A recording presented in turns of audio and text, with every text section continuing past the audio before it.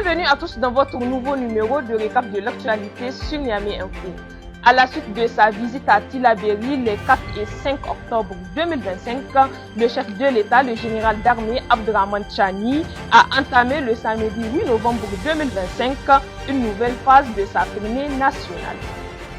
Une série de visites destinées à aller à la rencontre des Nigériens et à mesurer les réalités du terrain.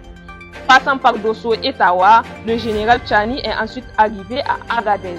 Entre chants, danses traditionnelles et hommages symboliques, le président a multiplié les échanges directs avec les habitants. Objectif, écouter, constater et agir. Sur place, il a présidé une réunion du Conseil de sécurité régional, salué la résilience des forces armées et réaffirmé la souveraineté du Niger sur ses ressources minières. Le chef de l'État a également promis d'intensifier les efforts pour améliorer les routes, l'eau, la santé et l'éducation. Une tournée de proximité, symbole de refondation nationale qui s'est poursuivie dans les régions de Zender, Pudipa et Maradi. Restons toujours au Niger. Après plus d'un an de détention, le préfet de Bilma et ses 4 collaborateurs ont été libérés. Ils avaient été enlevés en juin 2024 dans la région de Dokou, dans le nord-est du pays. Les 5 fonctionnaires ont regagné Niamey où ils ont été accueillis par le ministre d'État et de l'Intérieur, le général de division Mohamed Toumba. Dans son allocution, le ministre a salué l'appui du maréchal Khalifa Haftar et de son fils Sadem Haftar, soulignant la bonne collaboration entre Niamey et Tripoli. Les autorités nigériennes promettent de renforcer la sécurité dans les zones frontalières régulièrement exposées au trafic et à l'insécurité. Il convient de rappeler que leur libération a été obtenue grâce à une médiation des autorités libyennes.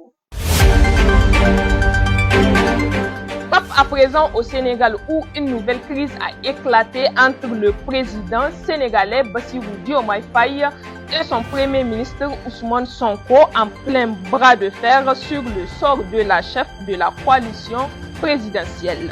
En effet, le président Bassirou Diomaye Faye a mis fin à la mission d'Essatou Mbodj, ancienne coordonnatrice de la coalition Diomaye Président. Une décision justifiée par une volonté de réorganisation, mais perçue comme un désaveu du Premier ministre Ousmane Sonko. Le chef de l'État a confié la nouvelle coordination à Aminata Touré, ancienne première ministre. Le parti de Sonko, le PASTEF, dénonce une décision illégitime et réaffirme son soutien à Mbodj. Le mouvement annonce d'ailleurs la création d'une nouvelle structure politique, l'Alliance patriotique pour le travail et l'éthique. Cette confrontation met en lumière la fragilité du tandem Faye-Sonko, pourtant victorieux lors de l'alternance de 2024.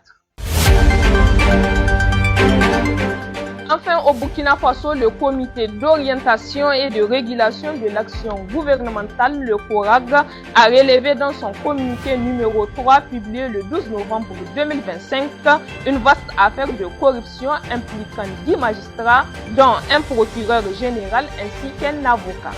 Ils sont soupçonnés d'avoir faussé le traitement d'un dossier de fraude douanière. Selon le CORAG, ces pratiques portent atteinte à la crédibilité de la justice et à la confiance des citoyens. Les faits remontent en 2021. 13 agents de douane avaient été accusés d'extorsion et de blanchiment, mais l'affaire s'était soldée par un non-lieu confirmé en appel malgré des preuves jugées solides. Le comité dénonce aujourd'hui une véritable mascarade judiciaire évoquant pression interne et avantages indus. Sous la présidence du capitaine Ibrahim Traoré, les autorités promettent une lutte sans relâche contre la corruption présentée comme un fléau national. Point final de ce récap de l'actualité. Merci de nous avoir suivis. N'oubliez pas, vous pouvez retrouver tous les détails de ces informations sur notre site d'information niameyinfo.com. Vous pouvez également nous suivre sur nos pages Facebook, TikTok, Instagram, X ou encore sur notre chaîne WhatsApp.